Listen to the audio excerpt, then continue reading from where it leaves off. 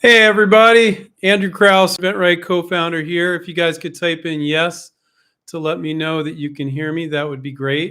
Again, type in yes to let me know you can hear me so I'm not talking into space.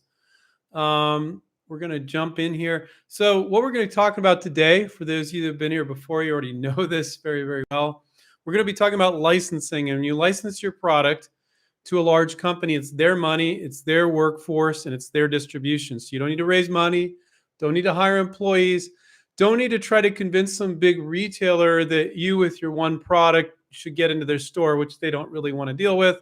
They want to deal with larger companies that have a lot of products. Great. Thanks for typing in, guys. So my name is Andrew Krause. I co-founded InventRight 21 years ago. Yeah, it was a long time ago, with Stephen Key. We've been coaching and mentoring inventors ever since. We're kind of the guys in the space. I like to think that after 21 years, I would hope we are. And we've had students in over 65 countries. So it's pretty cool. So let's jump in and answer some of your questions. Let's see. Deidre said, "Hi, Andrew. I designed my prototype. How can I find someone to make the workable product? Has it since December. They've shown it." Okay, she's talking about some invention promotion company. I'm not going to talk about companies by name, but no movement.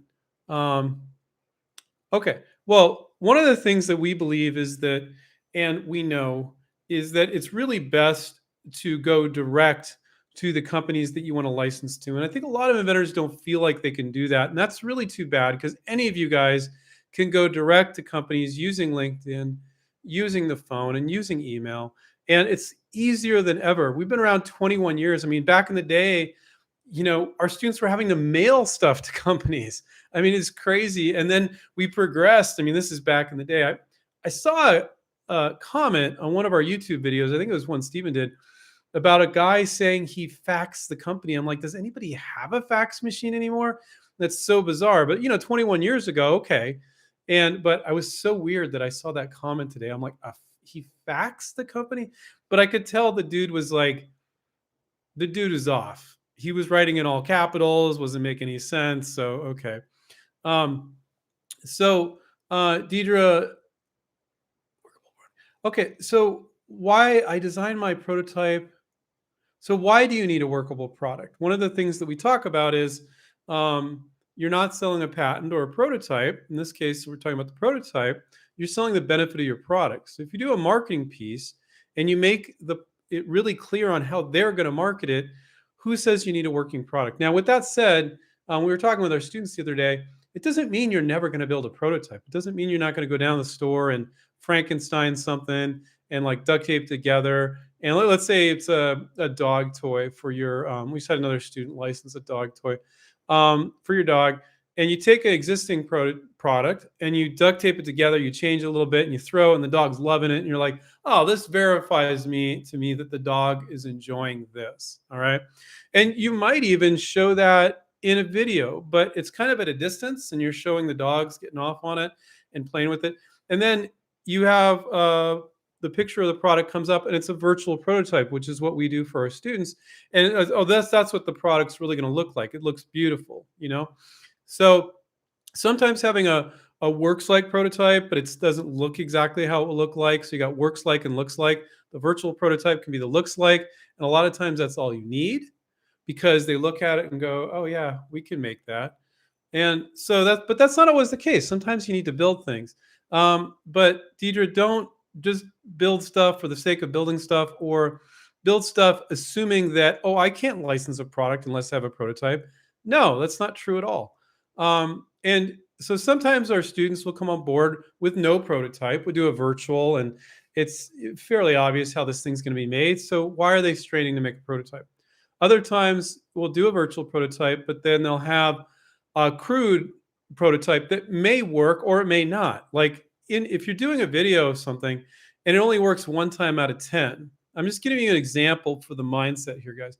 It only works one time out of 10, but that's the time you film it, you're good to go. And it wasn't that the product, you would never want an actual product to do that, right? It only works one time out of 10. But so I'm not saying that, but if if you can illustrate that it's working and they can see it working and you know they can make it, but you're having a hard time making it, it's okay to have something crude or sometimes nothing at all to go fishing and see if there's interest. So, Deidre, that's what I would. I don't know your product. When you have a coach, the coach will look at your product and say, "Oh, let's do a virtual prototype for that." Or, we kind of want to show it working somehow. Here's one way we could do it, another way we could do it. So it really depends on the product. So sometimes people think we're like anti-prototype and anti-patent. No, we're just about not blowing money on those things when it's not necessary. And with a lot of things with licensing, I'll say, well, why'd you do that? Well, I have to have a prototype or I have to have a patent. I'm like, who told you that? And they're like, well, they don't have an answer. Nobody told them that. Or somebody, actually, a lot of times people do tell them that, but you say, well, how many products have you licensed? Have you brought products to market license? And they're like, no. It's like, why are you listening to them? So, so you don't always need a prototype, but sometimes you do. If it's a highly technically complicated thing and your piece of it is not complicated, well, you don't need to know everything about that thing, but you need to know a little bit about your change.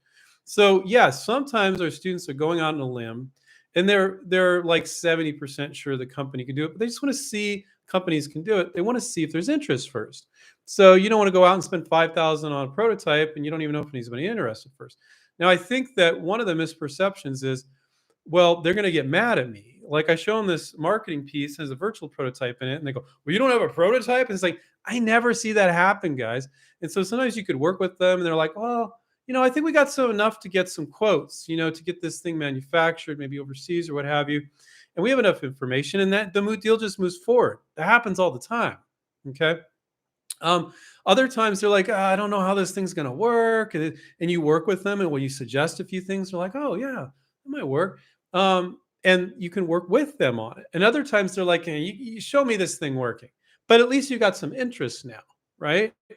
And so, but even then, I will gauge if I talk to one of our students, I will gauge like, well, based on what they're saying, that doesn't sound like they're really interested. It sounds like they're just challenging you, and you could go out and spend 5 grand on a prototype, come back and go, here you go. And they're like, nah, you don't want to do that. Right. Um, so you do not need to have a prototype to license a product. Do you sometimes need a prototype product? Of course. Do a lot of times you don't? Yes. There is no one rule. Always prototype or always don't prototype. But Deidre, I don't know what your product is, so I can't say whether or not you need one. My guess is you probably don't, but I don't know for sure because it's that's the benefit of having a coach that can look at your product and guide you. Okay. Kelly said, thanks for your help in advanced hook and loop and buckles are fasteners. Question. Okay. Thanks for your help in advance. Hook and loop and buckles are fasteners. I don't know what that means. But then it says, question.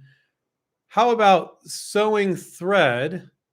Is sewing thread also considered as a fastener? Okay. So she's kind of like talking about, I think she's writing a PPA or provisional patent. And so she's wanting to cover the different attachment mechanisms. And so, yeah, I would say you could talk about how and I'm assuming you didn't say this had to do with the patent, but you could talk about in a provisional patent, they could be sewn or Velcro could be used or any other attachment mechanism could connect these two pieces together and they could be connected and uncoupled and uncoupled or removed and disassembled. Actually, with sewing it, obviously that's not true. So you can talk about the different methods, but you don't want to get completely nuts with that. But you can use specific language, but you can, and anything I share with you guys today should not be considered legal advice. Please consult an attorney if you're looking for legal advice. That's my little disclaimer.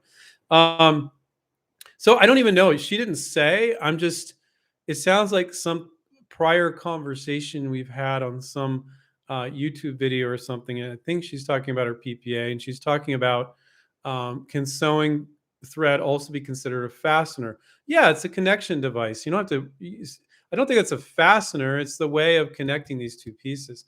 But don't think in order to protect your idea, you need to cover like every possible variation on their sun. You could say it could be sewn or it could be connected with hook and loop fastener, which is basically Velcro, it's a generic version of Velcro, because you don't want to use trademarks when you're writing a provisional patent or a patent. And you don't want to say Velcro, you want to say hook and loop fastener. That's what Velcro is. But don't worry yourself about that, guys. Um, and so you can include those different methods, but you can also include very broad language. These two components could be connected with any method. But then you could say, but the could, hook and loop faster could be used, thread could be used, but not limited to these methods. It could be connected with any method, and you can kind of keep it broad. And again, I'm not sharing legal advice, guys, but I don't know if that's what Kelly was referring to. Kevin said, "Hi, Andrew. When developing a health and safety product, is the onus on the inventor or company to make sure it passes all relevant criteria of health and safety regulations?" Of course not. I mean, a big company is going to handle that, and some products will require it and some won't. I would take a look at different products. I mean, if it's a food product, obviously they're going to have to pass some sort of regulations. But take a look at other products in this space and see if there's any labeling on the package, approved, FDA approved, or something like that. But the company will let you know. But that's what they do. You're not going to have to do that. Now, if they present a problem to you and say, look, this is going to be a problem, I don't think we're going to get past because of this or that, then you go, oh, thank you for presenting the problem. I'm going to think on that, come up with a solution. So you always want to um, be very open with companies and say, hey, if you see any issues, let me know. Maybe I can solve them. Please let me know if you see any issues. So that's very, very important.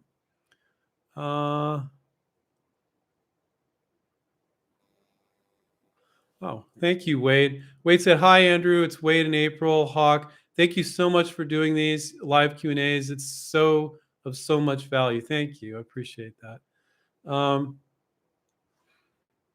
We are new and wondering which you recommend, an LLC, sole proprietorship, or doing business as, and why. Then at what point in time would you get one, before or during negotiations?" I love that. It sounds like you've already listened to my advice and you might already know what I'm going to say there. Um, when you're licensing and you're working on your first product, you have next to no liability, a very little liability. What is some company going to? Consumers are not buying your product. Is somebody going to slip and fall on your sell sheet? And so, but it's really up to you guys. Again, this is not legal advice. Sometimes it's just like one more thing to do. And I've lived in Nevada, Henderson, Nevada, for 13 years now. But I used to live in California.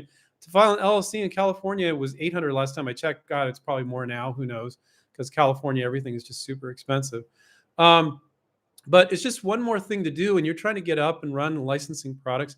And so what I'll say is, we always, always, always insist that our students do not do a licensing deal under their own name, that they do it under an LLC or a corporation. And then always people in foreign countries always say, but I'm in another country, Andrew, I don't have that. And I'm like, just being in the foreign country is kind of almost the equivalent. Somebody going to go after you and sue you or something. If you're in, say you're in Egypt or in Australia and the consumer gets hurt with your product. First off, they're going to sue anybody. They're going to sue the company, not you. But let's say they found out that you licensed to this company and you're in Australia. They're going to try to sue you in Australia? No, they're going to go for deep pockets. They're going to go for the company that you licensed to. So, but just to be safe, you always want to do the licensing agreement under an LLC or a corporation so that it's not under your own name. Now, I've never, ever had a student say, oh, the company that I licensed to, they got sued by a consumer. Like, I've never even heard that, let alone suing an inventor. So, you're protected every which way till Tuesday. And I used to talk about this all the time. But I haven't talked about it in a while, so I'll go into it. First off, if somebody's going to sue you for the use of the product, because we have students do ladders and knives and all sorts of different things that have liability issues, they're going to sue the company you license to. But that company is going to have a couple $1 million product liability insurance. And another thing, when you do a licensing agreement, you always want to insist that you're covered under their product liability insurance. So, and companies argue with us all the time about this with their students. And every time they're like, oh no, we can't do that. And we tell the student, go back to the company and say, look, it's not going to cost you a dime more. And they go to their insurance agent and they go, oh, you're right. It doesn't cost us anything more anymore to put the inventor on the product liability insurance. So one, these are all your forms of protection. And this isn't specifically what you're asking, but this is one of the reasons why people file an LLC. Um, they don't know you exist. I think there's like one company that put a picture of the inventor on the website, on their website. Um, and but your product, your face, it's not going to mention you on the package. So if they're going to go after somebody, they're going to go after the company. So one, they don't know you exist. Now, could they look you up and go, "Oh, this guy has a patent on this product," make the connection? Yeah, but why would they want to sue you? They want to go after the company. You don't have deep pockets, right? But some of you might. So, and then two, you need to insist in the licensing agreement that you're covered under their product liability insurance. That's usually $1 million or $2 million. So one, they don't know you exist.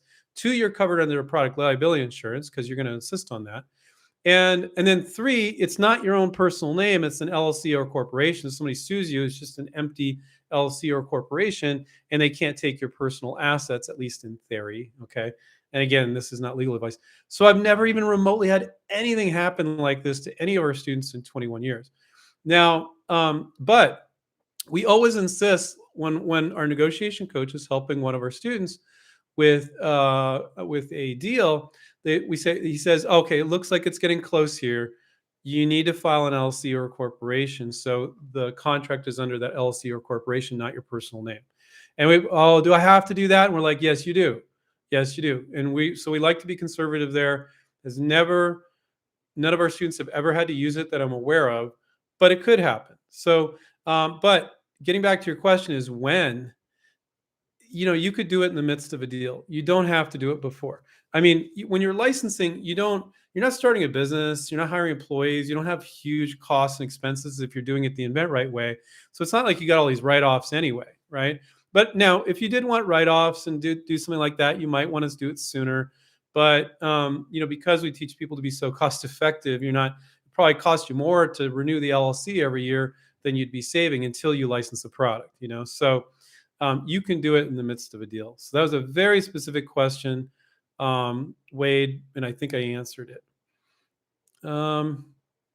Bob said, my wife has written 13 children's books that are self-published. She wants to license them as books with publishers.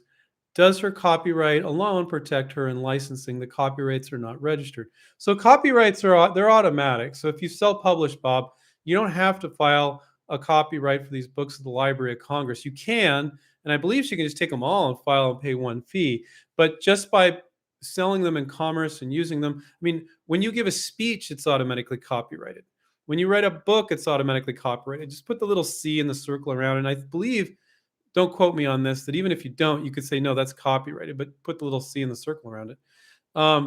So yeah, she could license it to a publishing company. Authors licensing, it is a licensing deal, but that's the one of the few exceptions that we make. We are not if you say, oh, my wife wants to join InventRight and you'll help guide her on doing licensing 13 children's books. No. I mean, a lot of the stuff we teach to licensed products would apply to children's books, but the publishing world's kind of different. And there's some books written on that. And what I'll tell you is my brother is a very successful publisher and he publishes very specific books. He's done very well for himself. And he treats his authors right. But I'm going to tell you, a lot of publishers don't. You got to be really careful, which is maybe one of the reasons why your wife is self-publishing. They'll typically issue like 5,000 books. And if it doesn't sell well, they'll keep the rights. They won't give them back to you and they'll never make another book. And now you're screwed.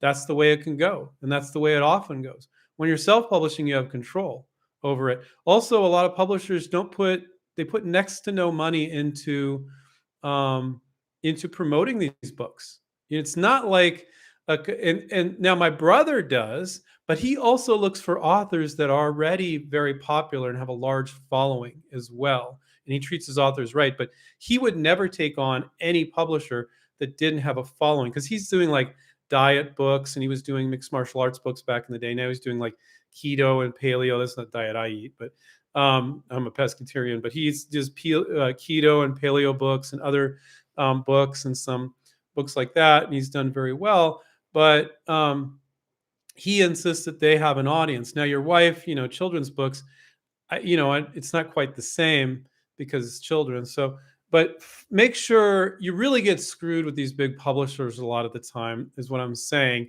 Find the right publisher, be crystal clear on what they're willing to commit to and your ability to get the book back, which is, we always teach our students for licensing products. There's minimum guarantees and many other clauses. If they don't perform, you can always take it back. You're never selling your idea, you're renting or leasing it. Now, that's not the way most of these publishing contracts work. You license it to them and they do it and they just keep it forever. And it doesn't matter if they never publish another one. I don't like that. So be very careful, Bob, about doing that. And also, look into maybe possibly, I know it's weird because we're all about licensing, but trying to do some things or a better job of marketing the children's books or getting distribution. Maybe you just get a distributor instead of the publisher that will distribute your books, something like that. So, but I would not join inventRight if one of you had some books and you're licensing physical products as well. I think a lot of the stuff we teach could apply to licensing a book, but if that's all you have, I would not sign up with inventRight just to do books, because there are people that specialize. That's one little area. People just do books. Okay. Let's see. Kathy, would a company ever insist on exclusive licensing? My idea is kind of obscure and would want to license it to more than one company.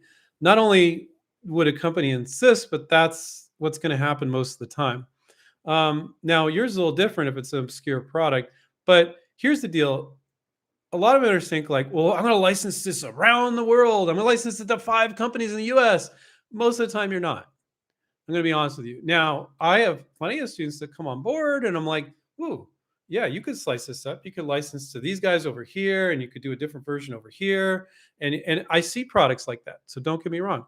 But you're not going to license, here's the rule, to 2 companies selling in the exact same store that are stepping on each other's toes. I don't know why that's stepping on each other's toes. I have no idea why I did that.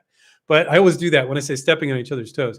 But that doesn't make sense. Like you're licensing an oil pan for changing the oil in your car, and you're going to sell that, license that to a company, and they're both 2 companies, and they're both going to sell in Walmart and AutoZone. That makes no sense whatsoever. You're not giving one a leg up over the other. Okay. Now, but you can break things out. You can break it out geographically wise. Maybe there's a high and low price version, and the company that's selling the low price version could care less if you license that high price version. They're like, yeah, and you're going to be selling a different place, it's a different version. We don't care, or for a different market. Right? So it can make sense, but don't think you're going to make more money by licensing to 5 companies the exact same thing, because when you license to a really big company, they're really big, guys. Maybe for them, selling 20,000, 50,000, 500,000 units a year is normal for them because that's what they do. So don't be greedy and think like, I can license this. And I know Steven's done some videos on this. There's always exceptions. So it's not black and white. Our other co-founder's done some videos on this recently, which I just saw the title. I haven't even watched them. But because we don't always watch each other videos because we're pretty busy. But usually licensing to one big company is really good. Now, let's address what Kathy said. My idea is kind of obscure and would want to license it to more than one company. It could make sense. It could make sense for your particular product. But here's the deal. If it's really obscure and it's not still decent volume, you're probably not going to be happy with those royalty checks anyway. I mean, if a company is selling 200,000 units and let's say it's selling for $29.95, and that's great for a particular product. But let's say there's other product over here, and it's for people that I came up with this example like eons ago. I don't hunt, but for people that like to hunt and skin aardvarks, and it's a skinning knife. For people that like to hunt and skin aardvarks, how many of those do you think are going to sell per year? That's just a silly thing to say, guys. I'm not advocating hunting and skinning aardvarks. But so let's say they sell 200 a year. Your royalty checks aren't going to be anything. I mean, that's ridiculous. The point of licensing is that there's significant volume. And so there's 3 things when you're earning royalties. There's a royalty rate, which is what everybody thinks is about. It's not. It's relevant. It's the royalty rate and then the price of the product. Is it a 99-cent product? Is it a $500 product? And then the volume being sold. Those are the three numbers: royalty rate, price of the product, 99-cent, $500 product, pretty big difference there, right? And how many units are they selling? Are they selling 1,000 units a year? Are they selling 20,000? Are they selling 500,000? And those are the things. So, Kathy, maybe you just, hey, you're new to this, and it's a fun product, and it's, even though it's very nichey and obscure, you're like, I'm okay with not earning much royalties on this thing. I'm just having fun. I'm learning licensing. I'll license this company. But if the companies, I don't care how obscure it is, if the two companies are going to be stepping on each other's toes, it doesn't make any sense. Well, you license that to me, and now they're selling it. Now I'm competing with them. That makes no sense. Okay. Now there are angles in which it can make sense, and I would need to go in specific scenarios with that in order to get into it. So, but you got to ask yourself, should you even be licensing this thing if it's that nichey, right? And I talk to people all the time. They're like, "Oh, I think it's too nichey." Like I thought this thing was fairly nichey. It's not. He's making like serious money off this thing, serious money. So, let's see. Let's see what else we got here. We got some more questions. Let's try to get to some that I haven't answered, and then I'll jump back. I want to try to answer at least one from everybody. Uh, uh, Las Vegas Asphalt Cowboy 68. That's their handle. Hello, Andrew. I'm interested to see the reaction of Latin American community when you translate your videos. Oh, that's interesting. We had Judy, who doesn't work with us anymore. She was fluent in Spanish, and she was one of our coaches. And she actually grew up in Texas, but her parents, one or both of them, I think one was from Peru and one was from somewhere else. But I'd asked some of our students when she was coaching them, our native Spanish speakers that were more comfortable speaking Spanish. And they said, oh, her like Spanish was like textbook perfect. She said she had no accent, couldn't identify where she was, but it was textbook perfect. Our negotiation coach, Paul, he speaks Spanish. So we do have one coach that speaks Spanish. So that wasn't your question. But I think with YouTube, you can do the closed captioning. I haven't checked, so I don't remember on this. You can turn on closed captioning. So some people like sometimes I'll be on my phone and I'll be watching a YouTube video, but my daughter's like watching cartoons or something, and we don't let her watch. She's 9.5, much TV, and I'll be reading the closed captions, right? And it's pretty accurate most of the time. But I forget if it can actually translate another language. I don't remember. If somebody wants to type that in, I think people might be able to do the closed captioning in another language. I'm not sure. I believe so. I believe you can do that, but I could be wrong. Guys, correct me if I'm wrong, or test it out on this video. Click below and closed captioning. We get all messed up, and you're like, I don't know how to fix this. We've had a fair amount of students from Latin America. I would say more students from Europe, Canada, and Australia. I really like to see more from Latin America. I don't know why, but we've had students in over 65 countries. So, but when we take on students and coach them, we do require, usually the Spanish speaking students we take on they're just more comfortable in Spanish. They'll speak Spanish and English. But if somebody didn't speak a lick of English, I'd be really kind of worried about them being a student. We probably wouldn't let them be a student. They need to have some English, because not everything is in Spanish. Not everything, your coach can talk in Spanish, but all our videos aren't going to be in Spanish for our training videos inside our membership site. But yeah, I would really like to see more people in Latin America licensing products, because licensing isn't specific to where you live. You can license from anywhere. You could be in Mexico. You could be in Peru. You could be in Europe. You could be in Asia. You can be anywhere, and you can license products. So I would like more people around the world to know that licensing is an option, especially in countries where they don't have as much money. So they're like, oh, I can't afford to do that. I can't do a patent. I can't pay for a prototype. And I'm like, great, you don't need to with our approach. And, oh, well, they wouldn't take me seriously. Yeah, they do. We've had students all over the world, and they take you just as seriously as long as you take it seriously and you present a good sell sheet and you did your research and you made your hit list of companies and you're conducting yourself professionally. You can do this from anywhere. And you could do it on a very, very tight budget. So I would love to see more students of ours around the world. So sorry I rambled so much on that.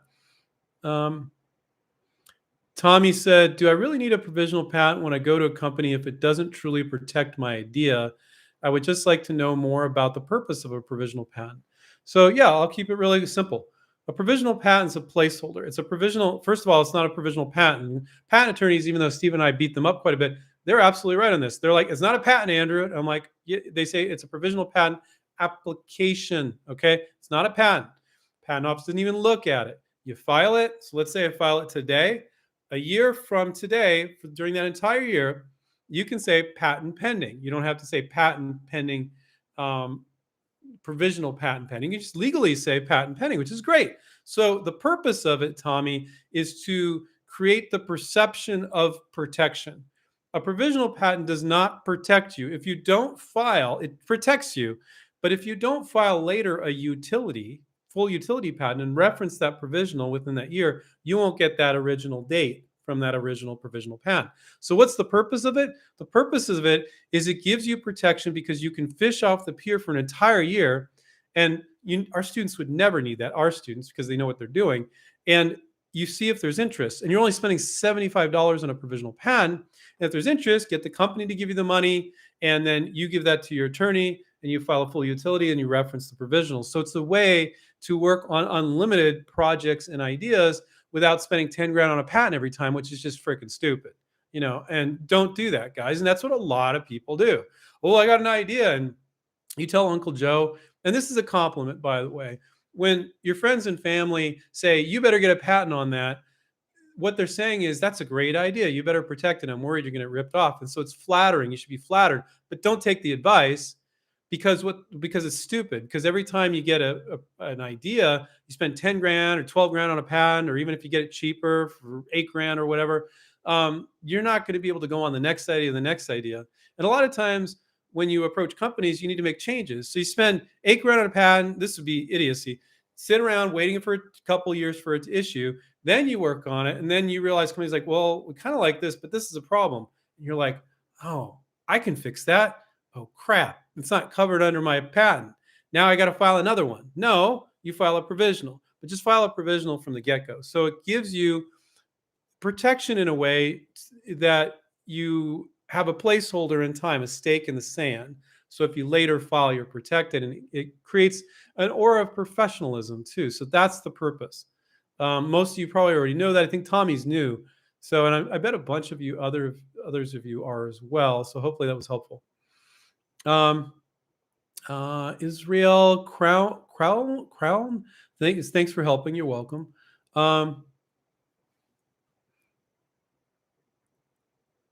Dave said, hi, Andrew. If you have a few products in the same category, would you send all sell sheets and videos and let the company pick which ones they would want to pursue? Absolutely not. But yes, as well. So what's the answer, Andrew? So the answer is, first of all, it's fantastic that you got a bunch of ideas in one category, because let's say you work on project number 1 and you approach 30 companies, right? And then for project number 2, you look at it and you're like, 20 of these 30 companies would be right for project number 2 because it's in the same category. Well, now what you've done with project number 1 is you've made the relationship. By sending a product to a company and them saying no, you got their contact info, their name, their email, and you say, are you open to more ideas? And 95% of, if they saw the first one, they'll say, sure. And then you can send them more ideas, okay? So you're making the relationship with the first one. Now, if you send the first one, and then they say no to a particular one, and you say, I've got about 3 more that I think would be right for you. Can I send those to you? Then do that. But do not find a company and then send them 5 ideas when you haven't sent them one first and you haven't asked permission to send 5 ideas, for example. And always ask permission to send the first one as well. So my answer to your question is yes, and no. Make the relationship with the first product and then ask them if it's okay to send multiple. And when you do, if they're really nicely done sell sheets and you can get each one in 6 to 10 seconds or videos, that's fine. No long. I've seen emails from inventors like, here's my 10 ideas and it's long rambling emails. Don't ever do that. That will get you absolutely nowhere. Okay. Um, all right. So let's see. So I love that question. That was a great question. Um, that's an interesting question. Garfield said, "Hey Andrew, should I include my sell sheet in my PPA?" There are no more formal requirements for a provisional patent application. So you could scribble on a piece of paper with a crayon and they would accept it. Is that a good idea? Absolutely not. So you can, I think it's really a good idea to include line drawings in your provisional patent, but you can include pictures. You could take pictures and include them in your provisional patent. So that could be a sell sheet. You could put a sell sheet, and I've seen people do that. But what you're doing is, you really kind of want to avoid marketing in a provisional patent application. It's about, when you do a sell sheet or a video sell sheet, it's all about helping them understand your product very quickly and showing them how they can market it. And writing a provisional patent or a patent is really kind of like it's okay for it to be boring and drab as long as you cover all that stuff, right? So you want to cover your version and you want to cover the other versions as well. So you might include the picture that's in your sell sheet, but I probably, off the top of my head, would not include the sell sheet, but you might include pictures from it. And then, and if there was any things calling out, this is how this works or that works. So it's okay to be boring with a provisional patent and cover all those variations. That's the most important thing you do at a provisional is cover the variations of your product.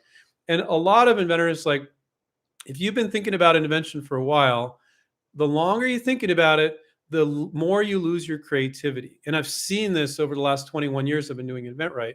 You know, Hyper creative inventor, they can invent other stuff, but it becomes fixed in your brain. You've been thinking about it for 5 years, 2 years, whatever, sometimes 2 months, and people become fixed, usually not 2 months. And that's fine if you study the marketplace and that's what you want to sell and license. But when it comes to the PPA, you need to think outside the box. This is the version you're licensing for the sell sheet, but you want to think about all the variations, workarounds, and improvements and include those in the PPA. And that can be kind of dull and boring as long as you're including it. It's not a marketing piece. So there would be nothing to preclude you from including a sell sheet in a PPA because there literally are no rules as far as what they will accept. But what is a good idea is another thing. And for those of you that have never filed one, a provisional patent can be written in common English. You don't have to do, if you ever looked at a patent, it's like, what the hell am I reading? It's some sort of foreign language. But provisional patents are written in common English. So I just want to say that so you guys know that anybody can do it.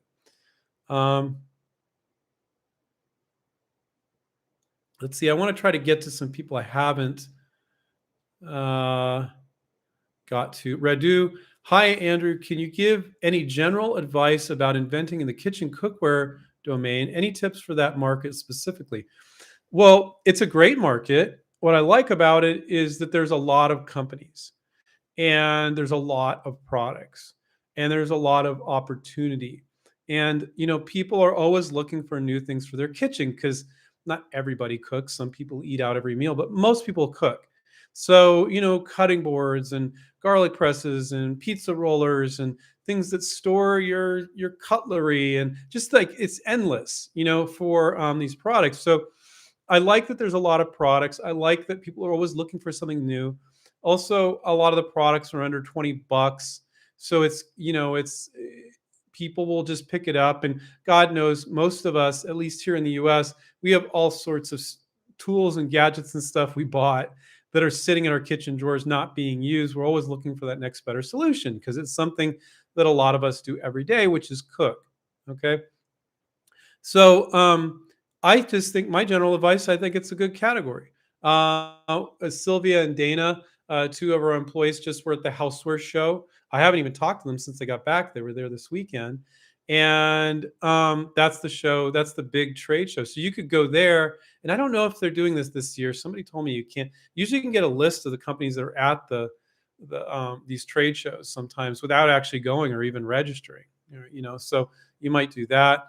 But really study the category though. Like, so if you're doing kitchen cutting boards or if you're doing pizza cutters, there's a lot of stuff in this space. So make sure, my advice is Like, let's say you're doing pizza cutters. You go, okay, there's like 8 over here, and there's some here and some here. And you kind of like start to categorize them based on the types of benefits, prices, price ranges, quality levels, things like that. And you bookmark that on your browser. And then you go, does mine fit in?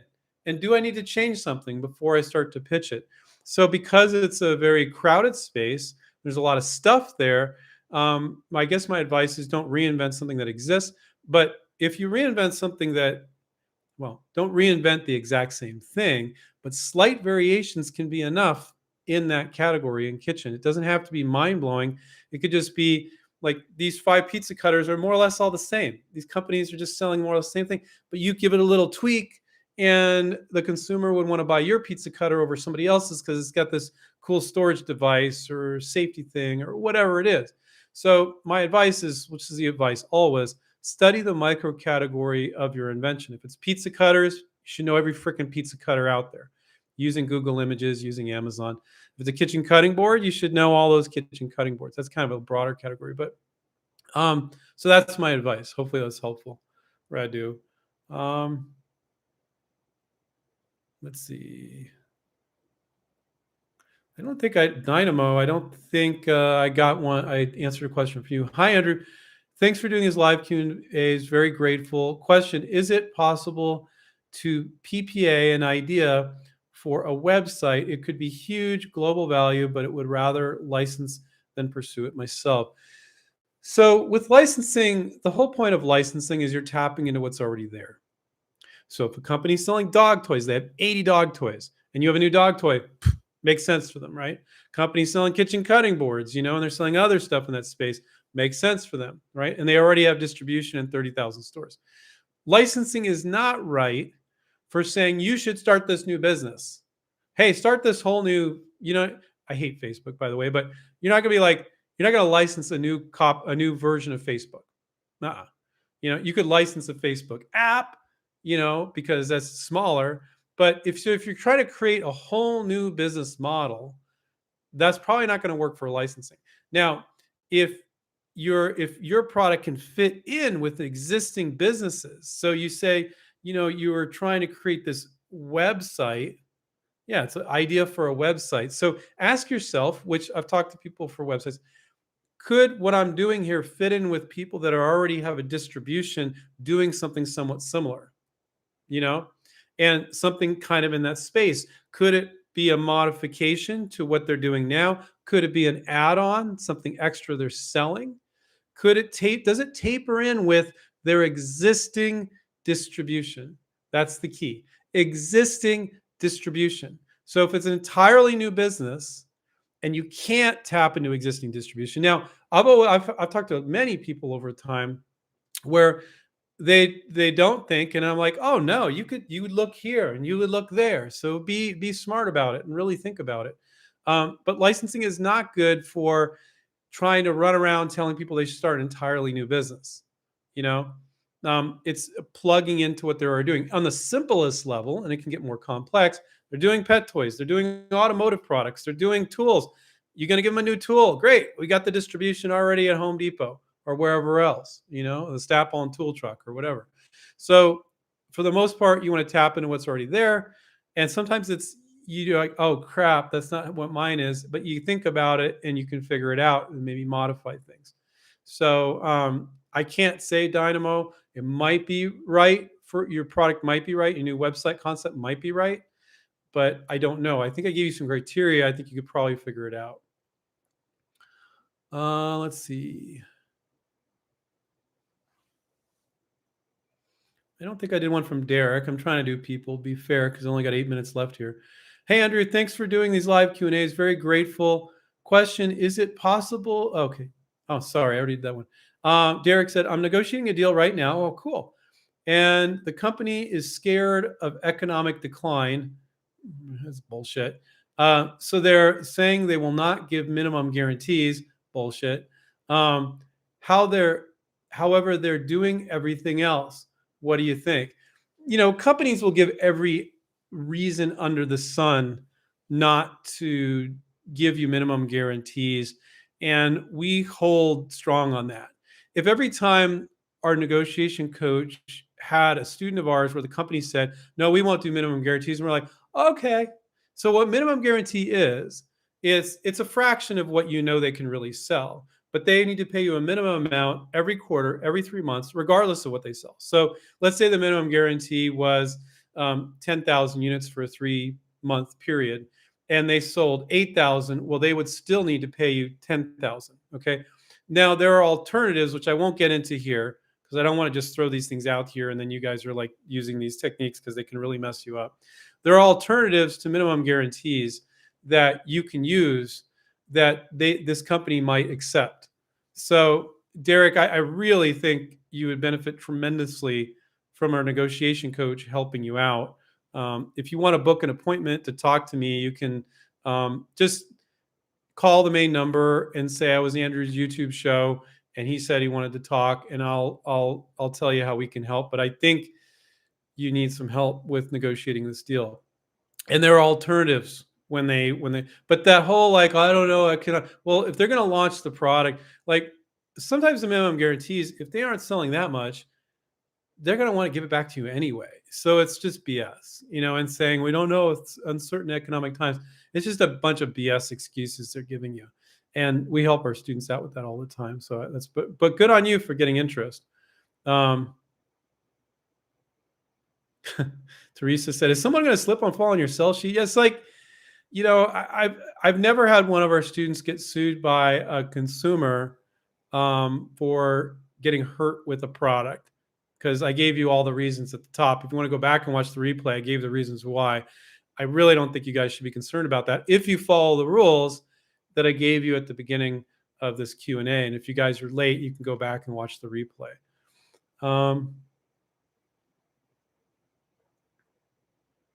Mike said, "Hi, Andrew. Thanks for everything you do for us. I've sent my video to a few companies. I got a couple no's, a couple interesting, and surprisingly enough, a few asking if I have any in stock. Yeah, does that mean they want me to be a distributor? No. So sometimes companies get confused, and it's not necessarily a bad thing.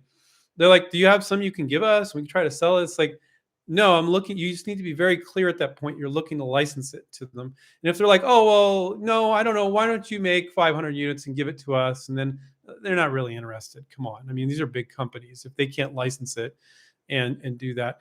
But I think quite often why that happens is they don't understand you are not clear enough that your goal is to license this. And you just say, no, I'm not selling. I don't want to sell them to you. I'm not manufacturing them. I'm looking to license this. I'm a product developer and I license and develop products, and companies license them and pay me a small royalty per unit. And then as you make money, I would get paid that small royalty. And so any company that says, make me some and then I'll think about it, they're not really interested. Okay. But Mike, that may not at all be what you're talking about with that one company. They may just not be clear you're looking to license it. Make it clear, explain it to them. And then if they're interested, great. And if they're not, that's fine as well. And it's flattering. I've had students over the years that they're so flattered that the company wants to buy 100 from them that they start to want to go that direction. And I'm like, oh God, no, don't do that to yourself.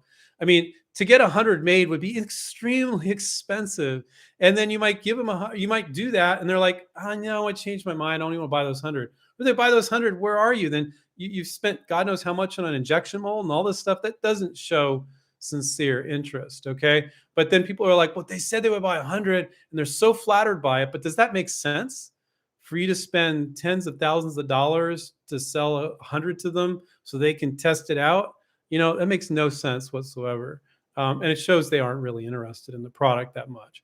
And I bet a lot of them that said that wouldn't actually do it if you gave it to them. But also sometimes another reason why that happens, it's a good question, Mike, is you think you're contacting the manufacturer, but you're really contacting a distributor for a manufacturer.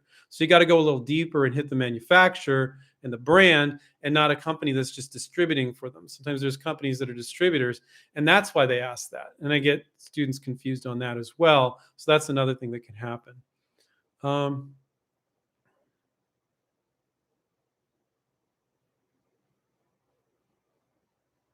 don't know. Joe, well, okay. I don't know how serious I can take because this person's name is Joe Biden. I've been trying to connect with companies on the InventRight site, but the ones I've contacted, or at least some of them on the website, emails or even website don't work. Why is that? I have no idea what you're talking about. I don't know. I don't know your name. I don't know if you're a student. It doesn't make any sense to me. Um, yeah, I don't know what you're talking about. Uh, huh. How do you forecast the potential in profit from license versus self enterprise? Oh, okay, that's a good question. Um, so one of the best things you can do when you're trying, if you, let's say you're like, I want to sell it myself.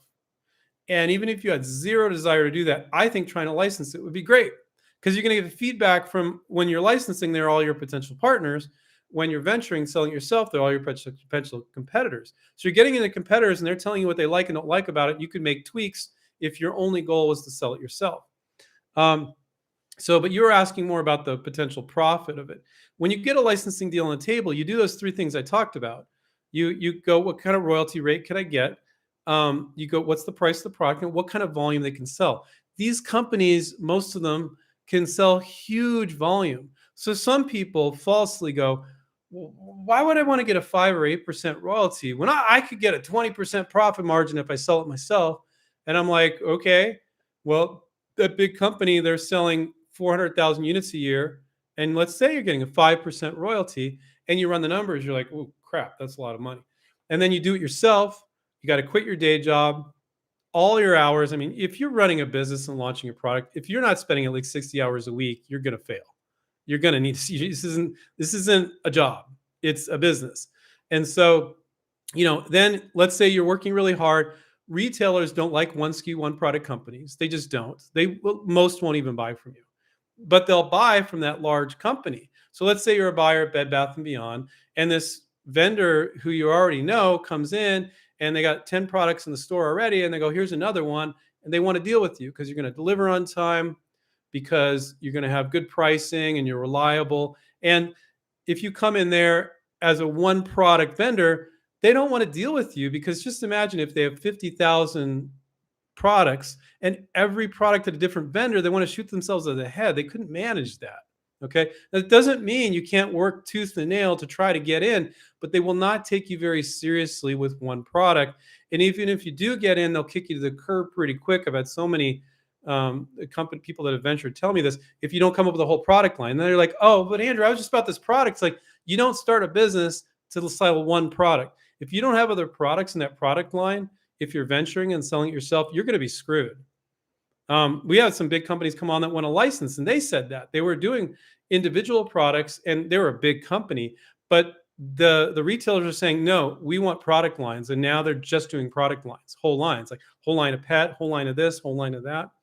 Um, so you selling 5,000 units a year, let's say you're getting going, or 10,000 or 20,000, and you're getting a 20% profit margin, but you're working yourself into the ground, and this is your whole life. You can't have a day job, can't have other income. Your mortgage, your house and home, because it costs hundreds of thousands, if not more, just to get started venturing a product. People dramatic, and then you got to hire employees, deal with all that stuff.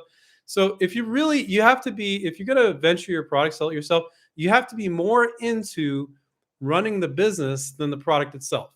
I'm going to say that again. You have to be really into running a business. Like, I met this young guy, and he was doing these unique volleyball nets. It was like a four-sided volleyball net. It wasn't volleyball, but it was like a game. And he was young. He was like mid-20s. Man, this guy, he just really enjoyed running a business, right? A lot of you don't. If you're creative, you don't enjoy running a business. Now, he did. And that's more important than his product. Your excitement about your product is not enough to run a business. And I see so many inventors get into a business and go, oh, crap, this isn't what I wanted to do. But they just look at what's right in front of them, which is like, oh, but this manufacturer can make 1,000 units for me to get started. It's like, what about the salesperson? What about the money? What about the cash flow? What about retailers not taking you seriously? So, yeah, you can sell 5,000 units and get a 20% profit margin, maybe, if you're using yourself as free labor or what have you, or you can sell 400,000 units and they're getting. These aren't exact numbers. I'm just giving you an idea. And for that big company, that's normal, and you're getting a 5% royalty. So what I'm saying is, big companies can typically do way more volume than you could ever do and get it out in the market faster. And that's another point I'll make is first to market is more protection than any patent on the face of the planet. So when a big company goes first to market and they just get it out there hard and fast and they keep the pricing good, they crush the competition with their distribution. You have your little business and you're selling yourself. People can knock you off, and it costs insane amount of money to defend a patent anyway. They can knock you off, and then the company that knocks you off, everybody thinks that it's that company, and they don't even know you existed. So with a big company, you get first to market, you get way higher volume. Yeah, you might be earning less money per unit, but the volume is much higher.